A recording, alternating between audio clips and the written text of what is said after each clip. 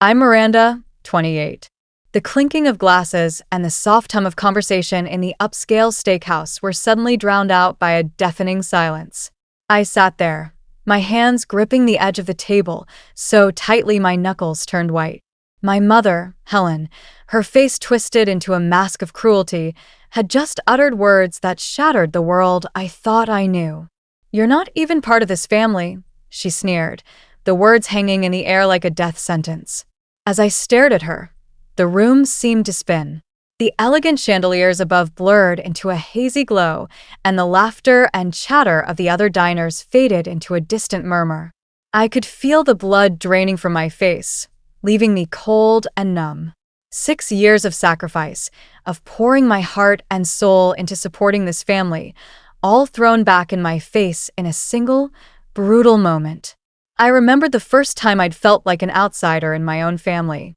I was the middle child, sandwiched between my older brother, Ethan, 31, and my younger brother, Lucas, 26. Ethan was the golden boy, the star athlete who could do no wrong in my parents' eyes. He played football in high school and landed a partial scholarship to college. Lucas, on the other hand, was the charming one, the class clown who could make anyone laugh. He was always getting away with things, and my parents seemed to dote on him. I, on the other hand, was just Miranda. I threw myself into my studies, determined to prove that I was just as worthy of their love and attention. I made the honor roll every semester, participated in debate club, and volunteered at the local library. But no matter how hard I tried, it never seemed to be enough. My mother would always find a way to put me down, comparing me to my brothers and pointing out my flaws. When I was 15, our family's financial troubles began.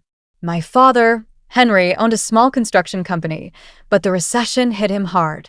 I would watch him and my mother whispering anxiously over the bills at the kitchen table, their faces lined with worry. I saw the pain in my mother's eyes when she had to tell us that there wouldn't be enough money for new school clothes that year.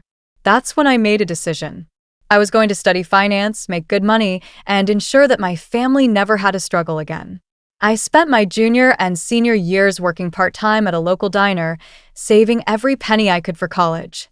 I maintained a 4.0 GPA, and when I received a full scholarship to State University, I thought I had finally done something to make my parents proud. But even then, my mother couldn't resist adding a qualifier. "Miranda's smart, but she doesn't have Ethan's leadership skills," she would say. Or, "She's focused, but not as naturally gifted as Lucas." It was as if she was determined to find a way to undermine my achievements. College was a turning point for me. I finally found my passion in finance.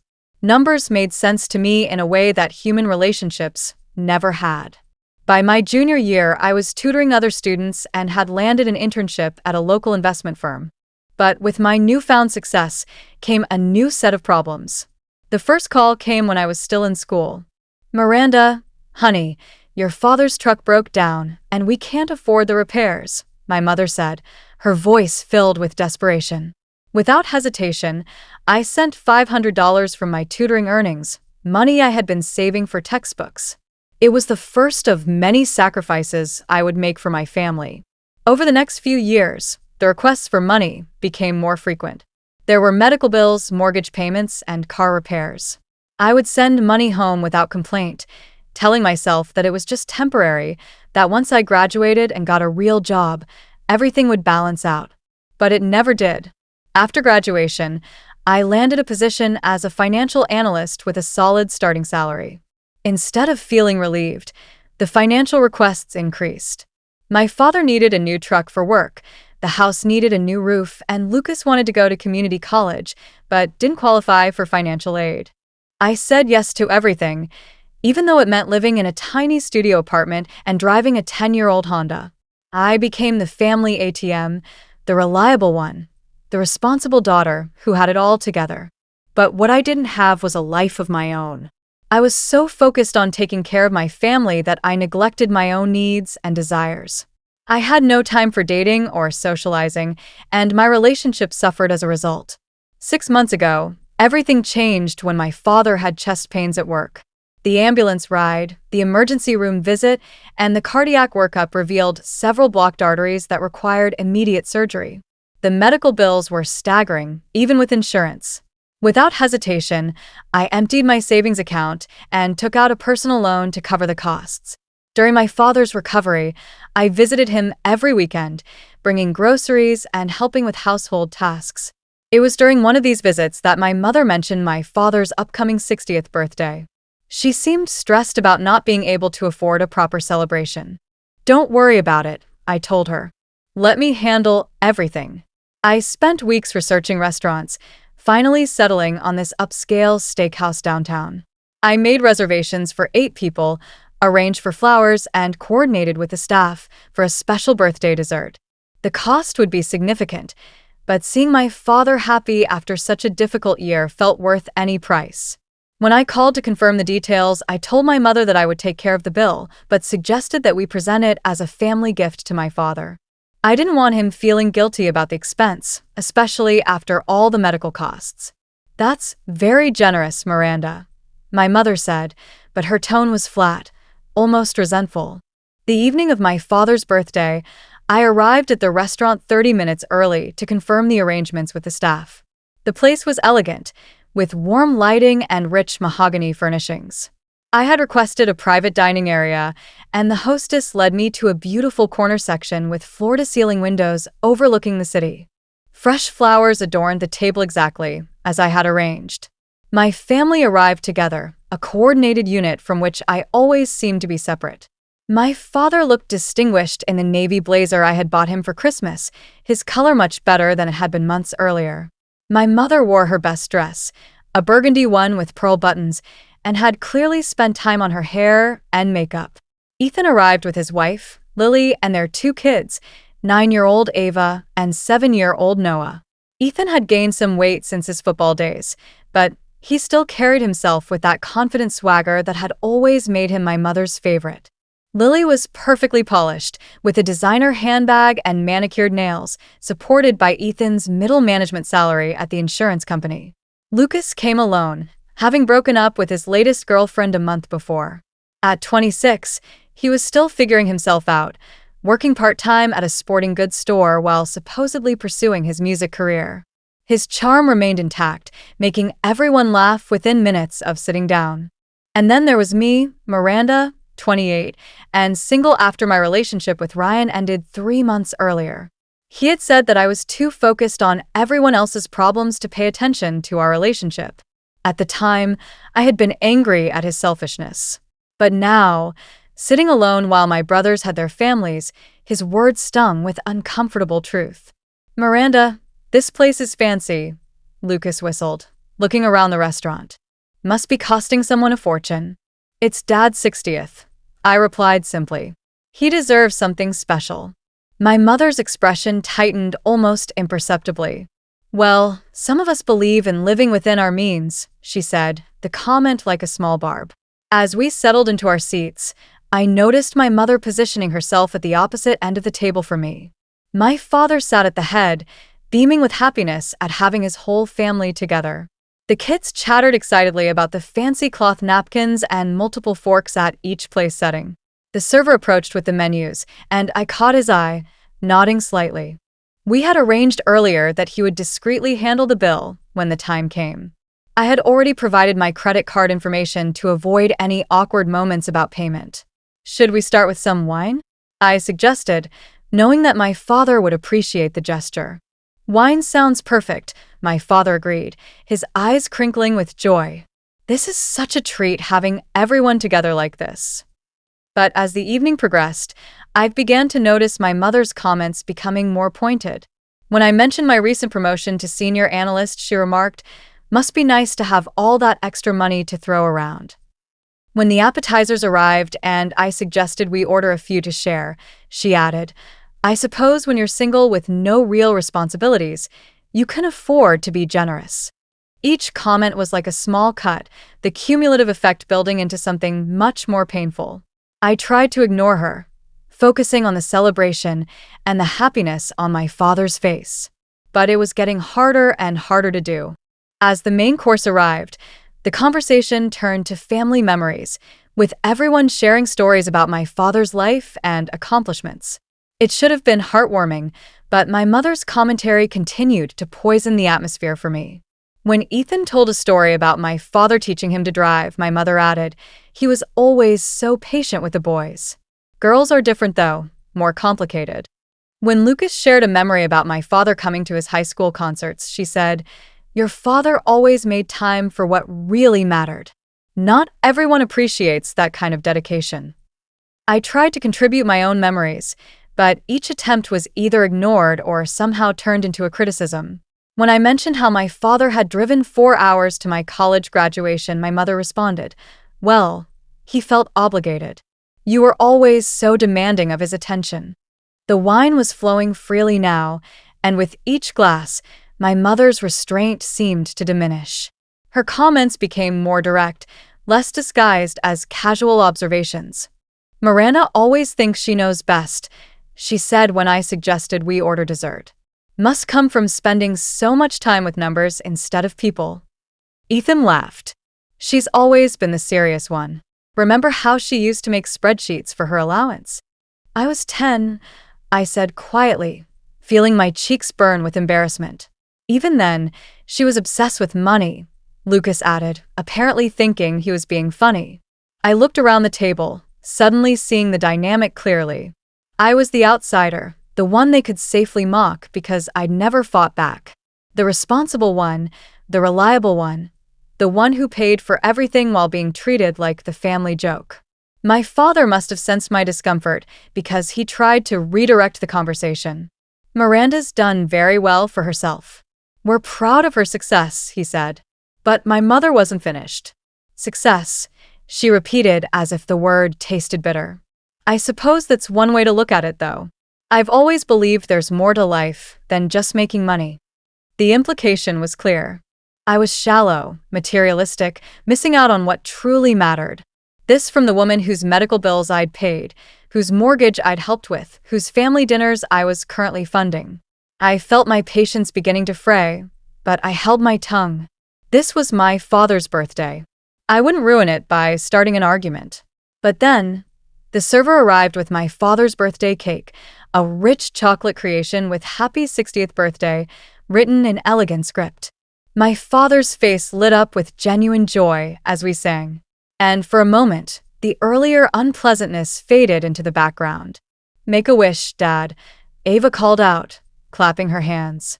My father closed his eyes, made his wish, and blew out the candles to enthusiastic applause. The moment felt pure, untainted by the underlying currents that had been building all evening. But then, it was time for presents. Ethan and Lily had gotten my father a nice polo shirt and a book about woodworking. Lucas presented a framed photo of himself and my father from a fishing trip last summer. The kids had made handmade cards that my father treasured as much as anything else. I had saved my gift for last, both because I wanted it to be special and because I was nervous about the family's reaction. The watch I had bought for my father had cost more than everyone else's gifts combined. But when I'd seen him admiring it in the jewelry store window months earlier, I'd known it was perfect. "This is from me, Dad," I said, sliding the small velvet box across the table. My father opened it carefully, and his breath caught when he saw the Omega Seamaster inside. It was a beautiful timepiece, classic and elegant, with a navy blue face that matched his favorite blazer. "Miranda," he whispered, his eyes filling with tears. "This is too much. I can't accept this." "You can and you will," I said firmly. "You've worked hard your whole life, Dad. You deserve something beautiful." He lifted the watch from its box with reverent hands, and I helped him fasten it around his wrist. The fit was perfect, and the watch looked distinguished against his tan skin. "It's gorgeous," he said, his voice thick with emotion. "Thank you, sweetheart. I'll treasure it always." But as I looked around the table, I realized my gift had created an uncomfortable moment. Everyone else's presents suddenly seemed inadequate by comparison, and the disparity in cost was obvious to everyone. Lucas let out a low whistle. "Damn, Miranda. That's a serious watch." "Language," Lily scolded automatically, glancing at the kids. Ethan was studying the watch with obvious envy. That must have cost a fortune. It doesn't matter what it cost, I said, but I could feel the mood at the table shifting. My mother's face had hardened into something cold and calculating. I watched her processing the implications of my expensive gift, and I could practically see the wheels turning in her mind. "Well," she said finally, her voice dripping with false sweetness, "I suppose when you don't have a husband or children to support, you can afford to spend money on whatever you want." The comment hit like a physical blow.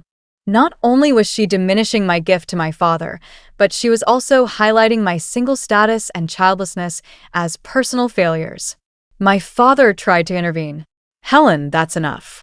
Miranda gave me a beautiful gift, and I'm grateful." But my mother wasn't finished. She'd been building up to this moment all evening, and now she was ready to strike. "Oh, I'm sure you are grateful, Henry. Miranda's always been very good at buying affection," she said. The words hung in the air like poison gas. Everyone at the table understood the implication that my generosity wasn't genuine love, but some kind of manipulation or attempt to purchase approval. I felt my world tilting. This was my mother, the woman who had raised me, and she was suggesting that every sacrifice I'd made for this family was somehow calculated and selfish. "That's not fair," I said quietly, my voice barely steady. "Isn't it?" My mother's mask was slipping now, revealing something ugly underneath. "You throw money around like you're doing us all some great favor, but what you're really doing is showing off, making the rest of us feel small." I couldn't believe what I was hearing. 6 years of sending money home, of covering medical bills and mortgage payments and car repairs, and she was framing it as vanity. "I've never made anyone feel small," I said, fighting to keep my voice level. "I just wanted to help." "Help," she repeated mockingly. "Right. "Help." She took another sip of wine, and I could see she was past the point of caring about consequences. "You know what I think, Miranda? I think you use money to control people, to make yourself feel important." The restaurant seemed to fade around us. Other diner conversations became background noise.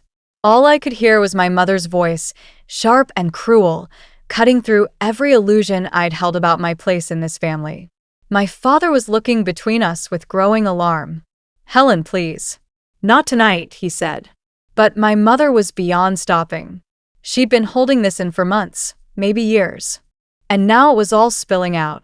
"No, Henry, she needs to hear this. Miranda thinks she's so much better than the rest of us because she has money. She lords it over us. Makes us feel like we should be grateful for every little thing she does." I was shaking now, years of suppressed hurt and anger rising to the surface. "Every little thing. I paid for Dad's surgery. I've been covering your mortgage for 2 years. I'm paying for this dinner right now," I said. The words came out louder than I'd intended, and I noticed other restaurant patrons beginning to glance in our direction. My mother's eyes flashed with something like triumph. She'd succeeded in provoking me and making me lose my composure at my father's birthday dinner. "There it is," she said with satisfaction. "The truth comes out. You keep track of every penny, don't you? Every favor cataloged, every dollar spent held over our heads." "That's not true," I said desperately, looking around the table for support. But Ethan and Lucas were staring at their plates, unwilling to get involved. Lily was focused on keeping the kids distracted. My father looked stricken, but paralyzed. My mother leaned forward, her voice dropping to a vicious whisper that somehow carried more weight than shouting would have. "You want to know what I really think, Miranda? I think you're pathetic. A lonely, bitter woman who can't buy the love she's never earned naturally." The words hit me like physical blows, but she wasn't finished. "You sit there in your expensive clothes, flashing your money around, thinking it makes you special. But you know what? You're not even part of this family." She said the last words with a cruel laugh, as if the very idea of my belonging was absurd. The restaurant fell silent around our table. Even the ambient noise seemed to disappear as her words echoed in my mind. "You're not even part of this family." Everything stopped. My heart, my breathing, my ability to think clearly. The woman who had given birth to me, who had raised me for 18 years, had just declared that I didn't belong. The rage that built inside me was unlike anything I'd ever experienced. It started as a cold knot in my stomach and spread outward like fire, consuming every rational thought. 6 years of sacrifice, of putting my family's needs before my own, of working 60-hour weeks to support people who saw me as an outsider. I thought about my tiny studio apartment furnished with secondhand furniture because I'd been sending money home instead of building a real life for myself. I thought about Ryan, who'd left because I was always stressed about family financial crisis, always choosing their needs over our relationship. I thought about the watch on my father's wrist, purchased with money I'd earned through countless late nights and weekend projects. I thought about the medical bills I'd paid without question, the mortgage payments I'd covered without complaint, the credit card debt I'd taken on to keep this family afloat. And I thought about sitting alone in that restaurant, the outsider at my own father's birthday celebration, being told I wasn't even part of the family I'd been supporting. My mother was watching me, waiting for my reaction. Perhaps she expected tears or an angry outburst that would let her paint me as the unstable one. Maybe she thought I'd apologize, try to make peace as I always had before. Instead, I reached for my wine glass with a steady hand. The action seemed to surprise her. I could see confusion flicker across her face as I lifted the glass, holding it at eye level as if making a toast. "Perfect," I said, my voice calm and clear despite the chaos raging inside me. "Then don't ask me for any more money." The words dropped into the silence like stones into still water, creating ripples of shock that spread across every face at the table. My mother's expression changed instantly. The triumphant satisfaction disappeared, replaced by something that looked like panic. For the first time, she seemed to understand the implications of what she'd just said. "Miranda," she started, but I held up my free hand to stop her. "No, Mom." "You're absolutely right. If I'm not part of this family, then I have no obligations to this family." I took a sip of wine, savoring both the taste and the growing alarm on my mother's face. My father found his voice first. "Miranda, sweetheart, your mother didn't mean that. She's just upset about something. This isn't what any of us want." But I was looking at my mother, watching the color drain from her cheeks as she began to calculate what my words meant. "Didn't you mean it, Mom?" I asked with deceptive gentleness. "Because it sounded like you meant it.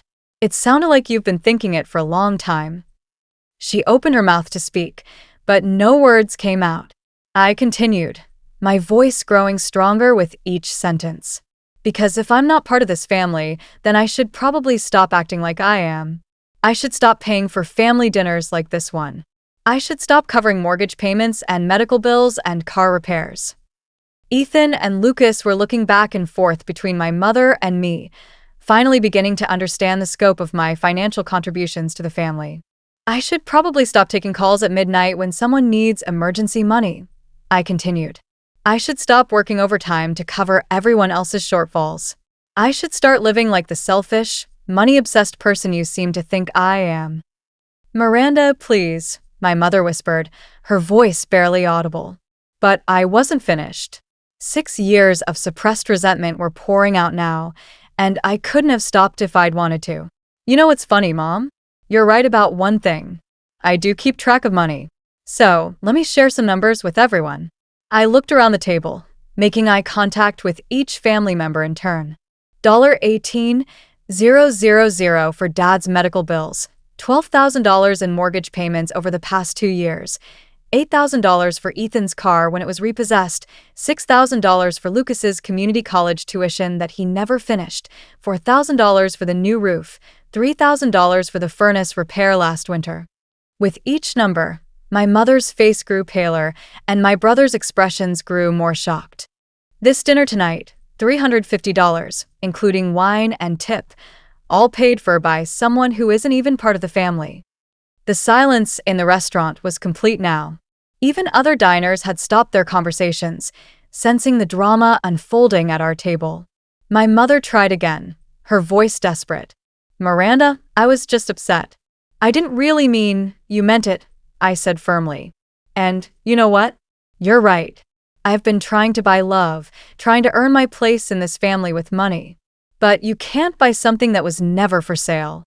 I stood up slowly, my legs surprisingly steady despite the emotional earthquake I was experiencing. The restaurant around us remained silent, other diners pretending not to watch, while clearly riveted by the family drama unfolding at our table. "Where are you going?" my father asked, panic creeping into his voice. "I'm going home," I said simply. "But first, I need to take care of something." I caught the server's eye and motioned him over. He approached cautiously, clearly aware that something significant was happening at our table. "I need to make a change to the payment method," I told him quietly. "Please remove my credit card from the bill." The server glanced nervously around the table, unsure how to handle the situation. "Ma'am, your card is already on file for the entire dinner. Then please remove it and bring separate checks for everyone," I said firmly.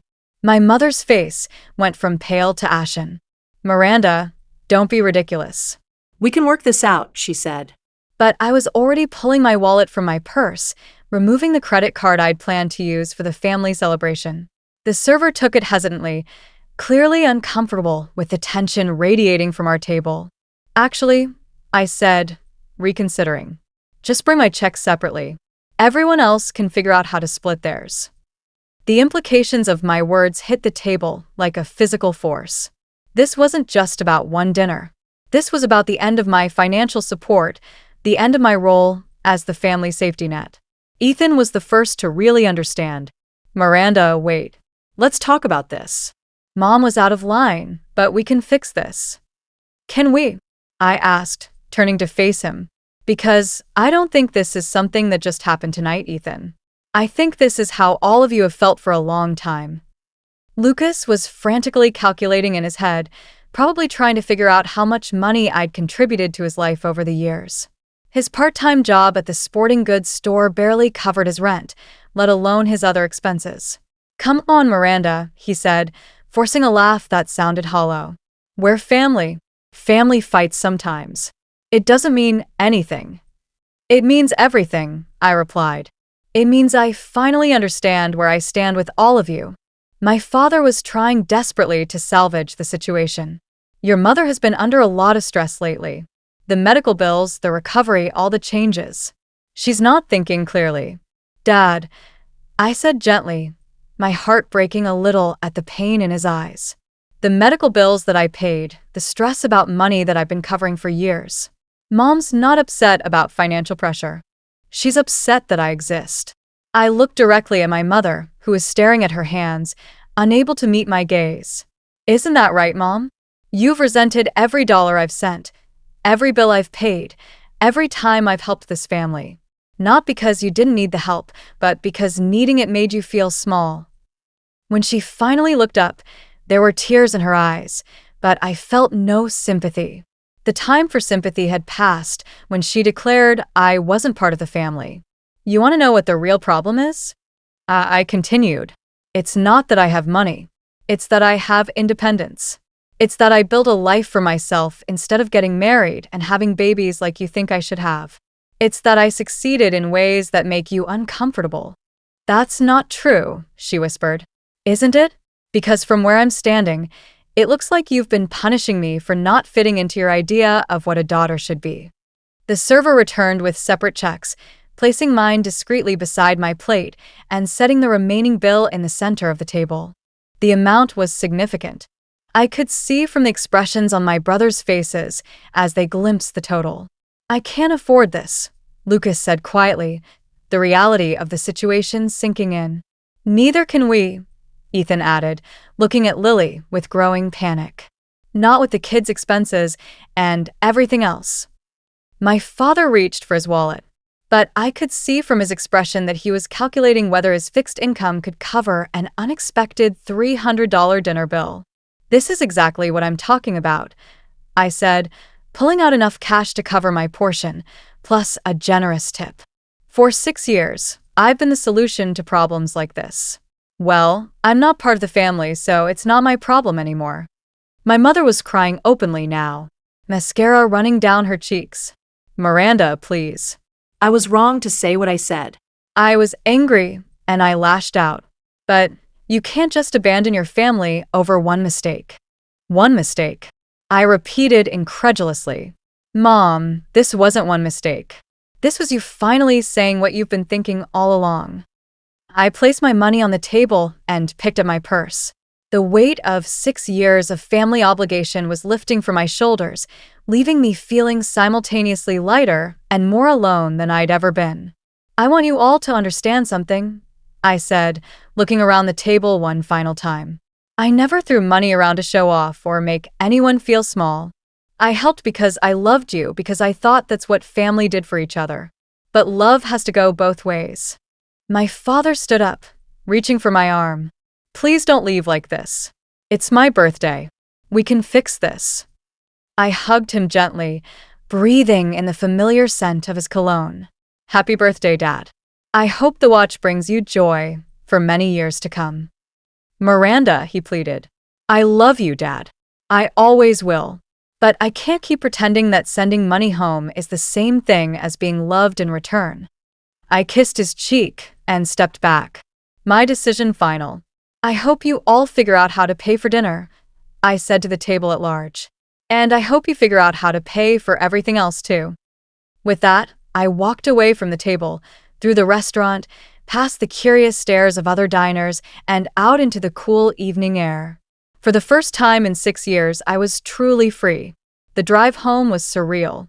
I kept expecting to feel guilt or regret about walking out on my father's birthday dinner, but instead, I felt something I barely recognized. Relief. Pure, overwhelming relief at finally standing up for myself. My phone started ringing before I'd even reached my apartment. My father's number appeared on the screen, then Ethan's, then Lucas's. I let them all go to voicemail. Whatever they had to say could wait until I'd processed what had just happened. My studio apartment felt different when I walked in. The same secondhand furniture, the same cramped space, but somehow it felt more like home than it ever had before. This was my space, paid for with my money, decorated with my choices. No family obligations hanging over every decision. I poured myself a glass of wine and sat on my small couch, finally allowing myself to fully absorb the events of the evening. 6 years of financial support had ended with one sentence from my mother. 6 years of sacrifice of putting family needs before my own, dismissed as selfishness and showing off. The phone rang again. My mother's number this time. I stared at it for several rings before declining the call. The voicemail started accumulating quickly. My father's first message was desperate, pleading. Miranda, sweetheart, please call me back. Your mother is beside herself. She knows she made a terrible mistake. We can work this out. Please don't let one bad evening destroy our family. Ethan's message was more practical, more panicked. Miranda, I don't know what just happened back there, but we need to talk. I had no idea you were covering so much of Mom and Dad's expenses. We need to figure this situation out. Lucas's was shorter, more emotional. I messed up, Miranda. We all did. I never realized how much you've been doing for all of us. Please call me back. But it was my mother's message that revealed the most. Miranda, I know you're angry, and you have every right to be. I said terrible things tonight, things I didn't mean. But please, we need to talk. Your father's surgery bills aren't the only debts we have. We owe money on the house, on the cars, on credit cards we used for living expenses. Without your help, I don't know how we're going to manage. Please, honey, I'm sorry. I played that message 3 times, each listening revealing new layers of manipulation. Even in her apology, my mother was focusing on what my withdrawal of support would cost them, not on the pain her words had caused me. The next few days brought a constant stream of phone calls, text messages, and emails. My father called every morning and evening, his voice growing more strained with each message. Ethan and Lucas took turns trying different approaches. Guilt, anger, bargaining, pleading. But it was the silence from my mother that spoke the loudest. After that first desperate voicemail, nothing. No apology, no attempt to make amends, no acknowledgement of the pain she'd caused. Her silence confirmed what I'd suspected. She wasn't sorry for what she'd said, only sorry for the consequences. A week after the dinner, I made a decision that would have been unthinkable before my mother's declaration. I booked a vacation to Hawaii, something I'd been putting off for years because there was always a family financial crisis that needed my attention. The travel agent was surprised by how quickly I made decisions. First-class flights, oceanfront hotel, full spa package. For the first time in my adult life, I was spending money on myself without calculating how it would affect my family support budget. "This is quite a splurge," the agent commented as she processed my credit card. "I'm celebrating my independence," I told her. The vacation was a revelation. 10 days of beaches and spa treatments and fine dining, 10 days of not checking my phone every hour for financial emergency calls from home. I read novels on the beach, took sunset walks along the shore, had conversations with strangers who knew nothing about my family obligations. On the flight home, I felt like a different person, tanned, relaxed, and most importantly, confident in my worth as an individual rather than as a financial resource. The transformation wasn't lost on my colleagues at work. My boss, Rachel, commented on my improved focus and energy during our next team meeting. "Whatever you did on vacation, keep doing it," she said. "Your performance has been exceptional since you got back." It turned out that not being constantly stressed about family finances was good for my career. Who would have thought? 3 months after my father's birthday dinner, the full consequences of my withdrawal from family financial support became apparent. The phone calls had continued, growing more desperate as bills came due, and the family realized I wasn't bluffing about ending my support. My father's first call came when the mortgage payment was due. His voice was shaky, older somehow. "Miranda, I hate to ask, but we're short on the house payment this month. Could you possibly help us out one more time? I know things ended badly at dinner, but this is about keeping a roof over our heads." I listened to the entire message twice before deleting it. The old Miranda would have immediately transferred money, would have worked overtime to cover the shortfall. The new Miranda recognized manipulation when she heard it. Ethan called when his own financial house of cards began tumbling down. Apparently, he'd been counting on my continued support more than I'd realized. "Miranda, I don't know how to say this, but I might lose my car. I've been behind on payments for months, and I was counting on being able to ask you for help like always. I know Mom was out of line, but you can't punish me for what she said." But I wasn't punishing anyone. I was simply no longer enabling a dysfunctional dynamic that had been damaging all of us. Lucas's situation was the most predictable. Without my financial support, his part-time income couldn't sustain his lifestyle. He'd been evicted from his apartment and was living on friends' couches. "I get it, okay," his voicemail said. "You're mad at Mom, and you should be, but I'm about to be homeless, Miranda. I'm your brother. Doesn't that mean anything?" It meant everything, which was exactly why I couldn't keep enabling his refusal to take responsibility for his own life. The most revealing conversation came from an unexpected source, Lily, Ethan's wife. She called me at work one afternoon, her usually composed voice strained with stress. "Miranda, I need you to understand something. Ethan's been lying to me about our finances for years.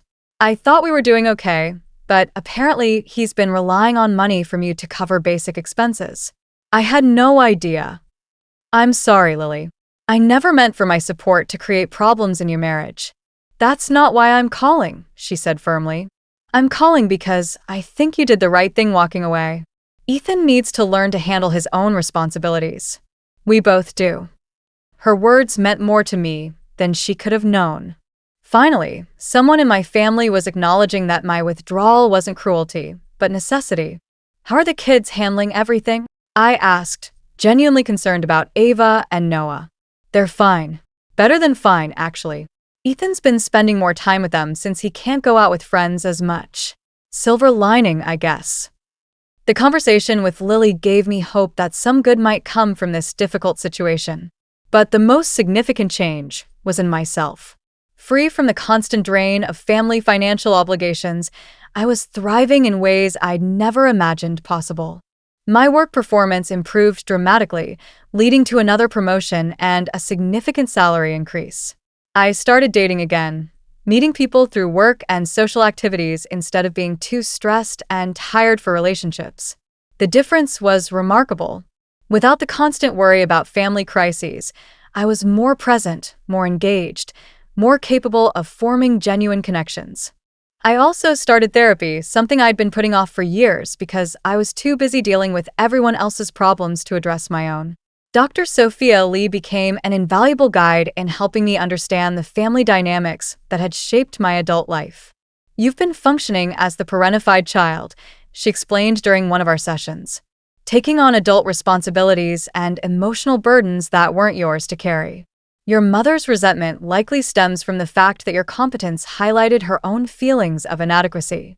The insight was both painful and liberating. I began to understand that my mother's cruelty hadn't been about my failures, but about her own insecurities and the power dynamics within our family system. 4 months after the dinner, my father finally called with a different kind of message. "Miranda, I need to tell you something. Your mother and I have been going to counseling. She's been working through some issues about self-worth and family dynamics. She wants to apologize to you properly when you're ready to hear it." I appreciated my father's message, but I wasn't ready yet. The hurt was still too fresh, the patterns too ingrained. Real change would take time to prove itself.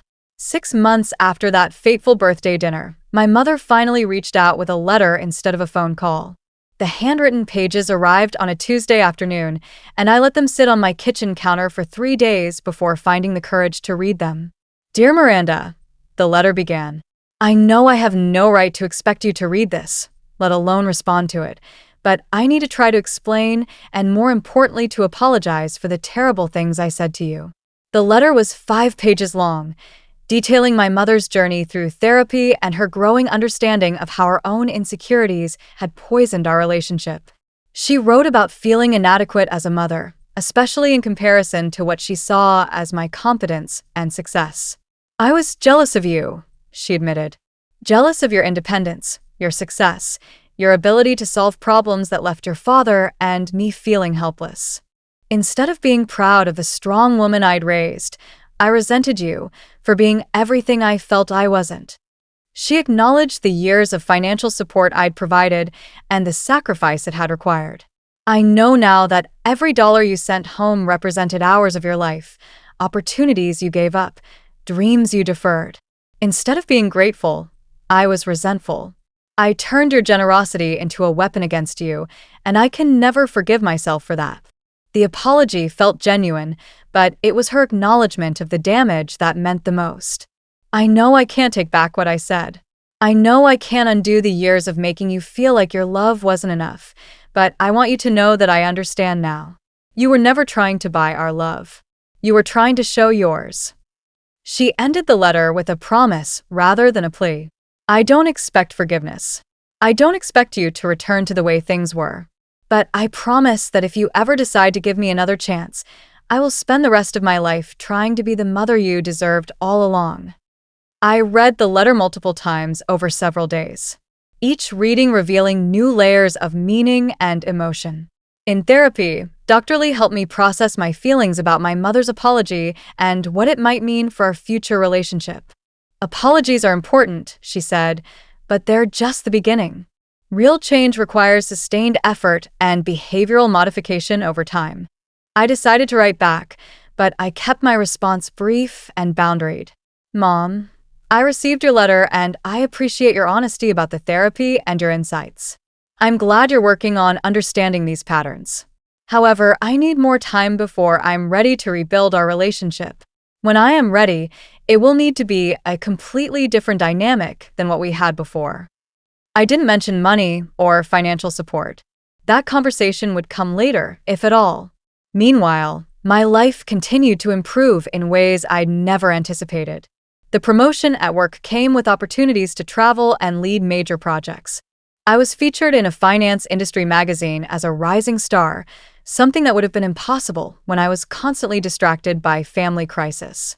My dating life flourished as well. I met David at a work conference, and our relationship developed naturally without the interference of family financial emergencies.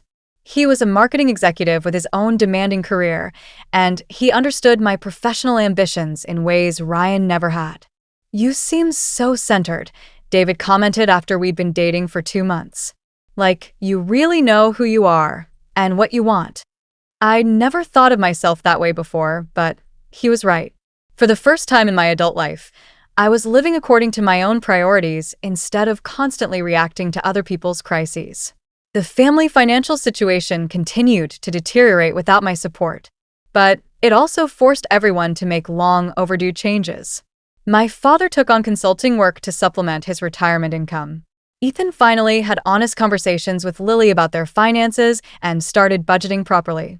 Lucas found a full-time job and moved into a smaller, more affordable apartment. Were they struggling? Yes. But they were also growing, learning to handle their own responsibilities instead of relying on me to solve their problems. The first family contact after my mother's letter came from an unexpected source. My niece, Ava, now 9 years old, called me on a Saturday afternoon, her young voice uncertain but determined. "Aunt Miranda, it's Ava. I'm calling because I miss you and I want to know if you're okay." The innocence of her concern nearly broke my heart. "I'm doing very well, sweetheart. How are you?" "I'm good. Mom and Dad explained that Grandma said some mean things to you, and that's why you don't come to family dinners anymore. I just wanted you to know that I love you." Children, I reflected, often understood what adults made complicated. "I love you too, Ava, more than you know. Will you come to my birthday party next month? I promise Grandma will be nice." The invitation was touching, but I wasn't ready for family gatherings yet. "I can't come to the party, but how about if you and I have our own celebration? Just the two of us?" Her excitement was infectious. "Really? Can we go to that place with the big sundaes?" Absolutely. That afternoon with Ava was a turning point. She chattered about school and friends and her latest art projects, treating me like the beloved aunt I'd always been. She didn't care about money or family dynamics or adult complications. She just loved me for who I was. "Are you ever coming back to family dinners?" she asked as I drove her home. "Maybe someday," I said honestly. "But some things need to change first." "Like what?" "Like people need to learn how to treat each other with kindness even when they're upset about other things." She nodded solemnly. "That makes sense." Out of the mouths of babes. 1 year after my father's birthday dinner, I received a call that I'd been both expecting and dreading. My father's voice was strained, older than his 61 years. "Miranda, I need to tell you something. Your mother had a heart attack yesterday. She's in the hospital, and the doctors say she's going to be okay, but it was serious." My first instinct was to ask about insurance, about bills, about whether they needed financial help. But I caught myself. That wasn't my role anymore. "I'm sorry to hear that, Dad. How are you holding up?" "I'm scared," he admitted. "And I keep thinking about how things have been between all of us this past year. Life's too short for this kind of separation." I drove to the hospital that evening, my first time seeing my parents in 12 months. My father looked exhausted. Worry lines etched deeper into his face, but he lit up when he saw me, pulling me into a fierce hug. "Thank you for coming," he whispered. My mother was awake when I entered her room, and the year apart had changed her as much as it had changed me. She looked smaller somehow, more fragile, but also calmer. "Miranda," she said softly. "I wasn't sure you'd come." "You're my mother," I replied simply. "Of course I came." We talked for an hour, carefully, avoiding the topics that had driven us apart. She asked about my work, my life, my happiness. I asked about her recovery, her plans, her needs. It wasn't the reunion either of us might have imagined, but it was a beginning. As I prepared to leave, my mother caught my hand. "I've been thinking about what I said that night at dinner, about you not being part of the family. It was the cruelest thing I've ever said, and the most untrue. You're not just part of this family, Miranda. You're the heart of it." Tears filled my eyes, but they weren't tears of sadness. They were tears of recognition, of finally being seen for who I really was. "I know," I said. And I did know. I'd always been the heart of the family. The question was whether they deserved that heart. "I don't expect things to go back to the way they were," my mother continued. "The way they were wasn't fair to you, but I hope we can find a new way forward." Over the following months, we did exactly that. Family dinners resumed, but with new rules and dynamics. Everyone contributed what they could, whether financially or through time and effort. I helped when I chose to, not because I was expected to solve every problem. My mother and I attended therapy sessions together, working through decades of complicated family dynamics. It was difficult work, but it was also healing. Ethan and Lucas both made efforts to rebuild their relationships with me, acknowledging the ways they had taken my support for granted. Their apologies came with behavioral changes, with genuine effort to be better brothers and more responsible adults. 6 months after my mother's heart attack, we celebrated my father's 61st birthday at the same restaurant where everything had fallen apart the year before. But this time, everyone contributed to the bill. This time, I was there as a beloved daughter, not a financial resource. As we raised our glasses in a toast to my father, I caught my mother's eye across the table. She smiled at me, a smile full of love and respect and genuine appreciation for the woman I'd become. "To family," my father said, his voice strong and happy. "To family," we all echoed. But this time, when I said those words, I knew I truly belonged to the family I was toasting. Not because of what I could provide, but because of who I was. The heart attack had been a wake-up call for all of us, but especially for my mother. She'd realized that pushing away the people who loved her most wasn't protecting her pride. It was destroying her family. My relationship with David continued to flourish. He'd been incredibly supportive during the family crisis, understanding that sometimes loving someone means giving them space to heal their other relationships. "You're different than when we first met," he observed one evening as we walked through the park near my apartment. "Different how?" "More at peace with yourself, more confident in your worth." He was right. The year of separation from my family had taught me that my value wasn't contingent on what I could do for other people. I was worthy of love simply for being myself. Work continued to go well. I'd been promoted again and was now managing a team of analysts. The leadership skills I had developed through years of managing family crisis translated well to professional management, but without the emotional manipulation and guilt. I'd also started a financial literacy program for young women, teaching them the skills I'd learned the hard way about budgeting, investing, and maintaining financial boundaries with family. It was deeply rewarding work that felt like turning my painful experiences into something positive for others. The most important thing to remember, I told the women in my workshops, is that financial support should never come at the cost of your emotional well-being. Generosity is beautiful, but not when it's being exploited. Many of the women shared stories similar to mine, and I was amazed by how common these family financial dynamics were. It seemed I wasn't the only daughter who'd been expected to sacrifice her own financial security for family stability. As the second anniversary of that birthday dinner approached, I found myself reflecting on how completely my life had changed. I was in a healthy relationship, thriving professionally, financially stable, and most importantly, at peace with my family relationships. The woman who had walked out of that restaurant 2 years earlier had been broken and desperate for validation. The woman I'd become was strong, confident, and clear about her own worth. That growth hadn't come without cost. There had been lonely nights, difficult conversations, and moments of doubt about whether I was doing the right thing. But every challenge had led to greater strength, greater clarity, and ultimately greater peace. The final piece of healing came when my mother asked if she could attend one of my financial literacy workshops. "I want to understand what you do," she said. "And I want to learn how to manage money better so I never have to put that kind of burden on you again." Watching my mother take notes as I explained budgeting strategies and investment principles was surreal, but it was also deeply moving.